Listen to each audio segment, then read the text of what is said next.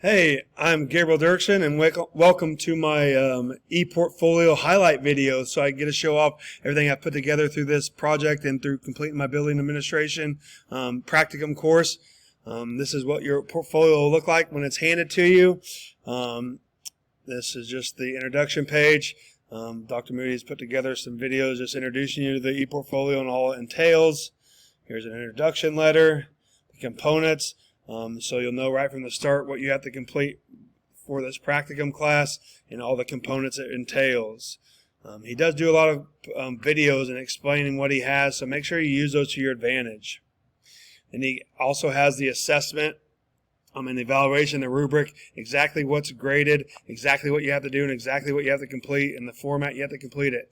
And there's also a lot of extra credit opportunities, so make sure you take advantage of those.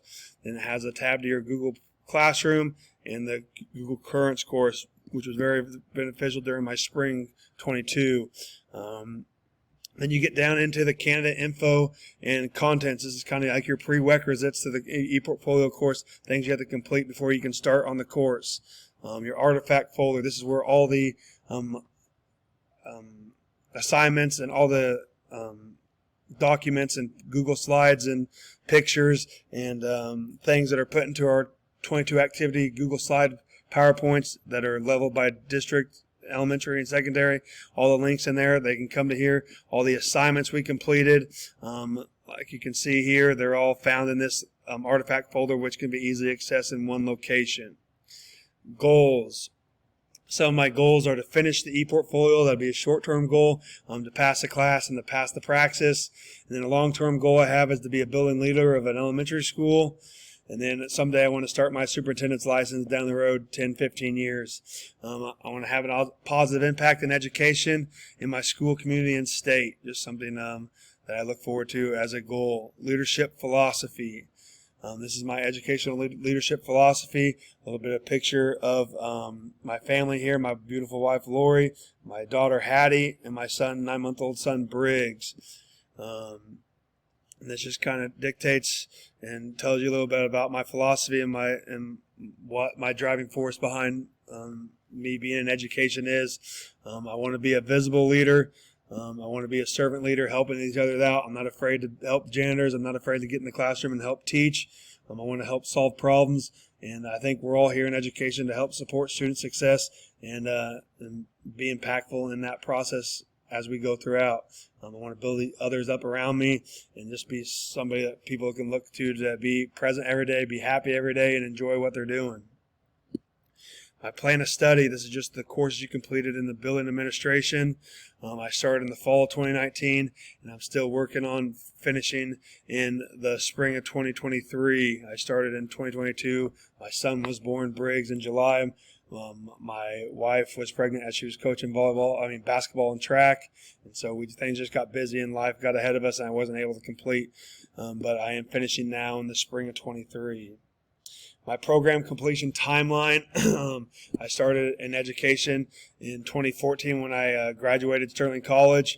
I got my job here at La Crosse that following August, and then I have been teaching here. I'm on my 9th year, and I started this ePortfolio, the Building Leadership Program, in 2019. I'm finishing in 2023, and I hope to be an administrator a few years down the road in 2026. And the fun retirement goal I have in 2060 or whatever that looks like, I think I'd make a fun bus driver by the end of it. And so that's kind of a goal I'm looking forward to in the future. And then my resume, clean, neat, and put together. I've only been at La Crosse, my only teaching experience. I also coach middle school football. I'm not afraid to work and get dirty in the summer. I am a summer help for La Crosse. I help mow and weed eat. Just something fun to get out of the classroom during the summer months. So the prerequisites are done. We dive into our activities. So our first activity was an annotated bibliography, something I kind of focused on at the start of the course, digging into in February, and then really getting into it in March and hammering it out over the start of spring break. You have 12 prompts. Each prompt has 3 articles you have to read underneath of it that you get to choose. Answering these 3 prompts, you end up with 36 articles of read and annotated, and making sure you use an APA 7 format, stair-stepping down. having the correct date and the author first in the middle, first initial, and going through it throughout. Just very educationally benefit from reading all these articles, seeing how relevant they are, validating them, looking through the sources. Is this believable information? How can I use this in my classroom? How can this be impactful to me as a building leader? And so just looking at all the different impacts and growing educationally throughout that. One of the first ones that hit me really hard was data-driven decision making. It's so important to have data behind decisions you're making. It can help bring others on board. It can make the communities understand and support that you have a reason for what you're doing, and then just helps build culture and community, and helps those trust you around you, and makes you be validated as a leader. So you can look through that, and there is just 25 pages of hard work and a lot of benefit educationally through this, and completing this rigorous assignment and putting it all together. I'm very proud of it, and it's very helpful to look through this and be able to lean back on this in years to come. Activity and log form. This is a Google Forms. You had to have 22 activities completed. 5 of these activities had to be district. 10 had to be in the focus content that you were going in. I'm in elementary, so I have 11 elementary, and then that means I have 7 secondary. I did 8 just to have a little bit of leeway, a little bit of extra room, a little cushion. So here is my 5 district, and you can see the activity name, and then they can scroll over to see what component, what standard they fall under. Here's my 11 elementary. I did 1 more than I had to. Here is my 8 secondary. You had to have 150 hours. I cleared that at 207, but you had to have 150 total. And then you go through here and make sure that you did not double up on any standard, making sure nothing was overlapping. And that I did make sure I did that. Activity and component tracker. This document just reflects the document before. What standard, what component, and you just make sure all these articles and all these documents are saying the same thing and they match identically. And then you just go through and make sure all standards are met. I have a check mark in every standard, sometimes 2, because I did 2 extra assignments. So here would be one of my extra assignments. District level activities. So here are my 5 district level activities. My first one was ethical behavior. That is just something I think educators should be built on. Administrators, the pillar they stand on is ethical decision making and modeling ethical behavior to impact those around you. KISA, a huge one of mine. It's the KISA accreditation system, how all schools are accredited. I'm on the district leadership team. We meet about 4 to 5 times a year. I've been on it since 2019. We didn't really meet in 2020 due to COVID.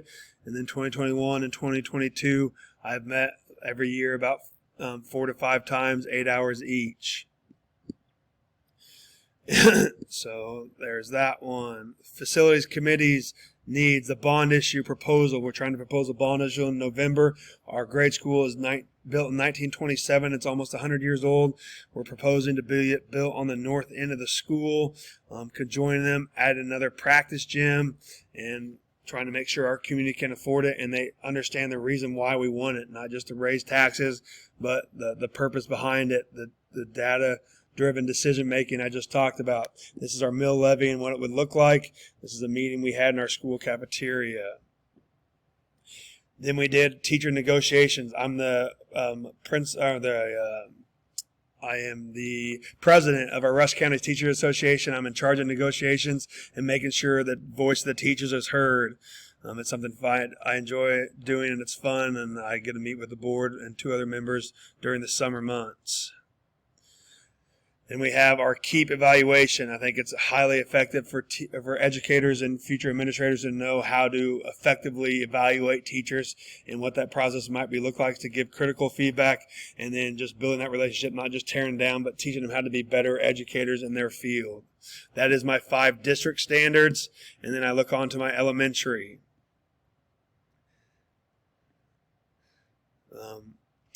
Principal review, just modeling a day in the life of a principal.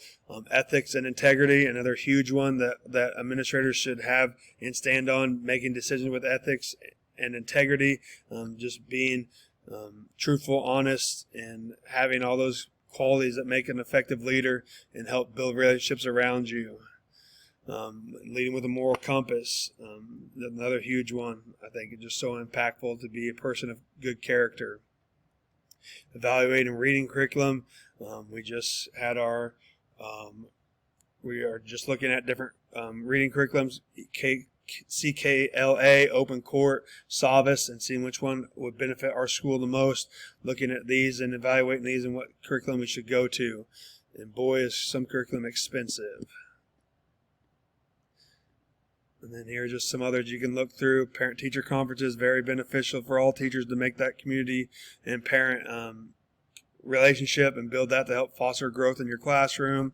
I'm a classroom teacher, so I'm in charge of IEP and 504 plans. We've had a few of those this year. As I have a kid with a severe milk allergy, they have to carry an EpiPen around. You can view those documents that we had to fill out in our school here, and just something that helps look at student growth over a multi-year process and helps foster good benefits in the classroom. Hiring teachers, very important for administrators to know. Building professional capacity, making teachers be the best that they can be, something that I think very effective. And then observing it and observing a teacher. All administrators will have to do observations and make sure their teachers are doing effective jobs in the classroom. So something that's just very effective for educators to know. That's my elementary. And then here is my, I'm getting close to time, secondary. So here's my secondary. The assignments, ethical decision-making, modeling leadership, evaluating formal and informal assessments, family-led education day. I'm on the board. I had to reach out to community members to bring them into the classroom. Very beneficial assignment. As I was the head administrator in charge of activities this fall. And then teacher mentoring program. I'm mentoring my third grade teacher here, doing some hands-on activities in the classroom and just being a modeling ethical behavior for him. That's my secondary. Then we have our administration verification documents. This is my building principal, Bill Keeley here. He is the superintendent and the elementary principal. And then I have my secondary principal here. My Eportfolio reflection and all the questions and the activities and the courses we completed. Thank you for watching my highlight video. I'm very proud of what I've completed, and I am very excited to be done with this course. So thank you for all watching this, and thank you for enjoying it. Have a great year, and go Tigers.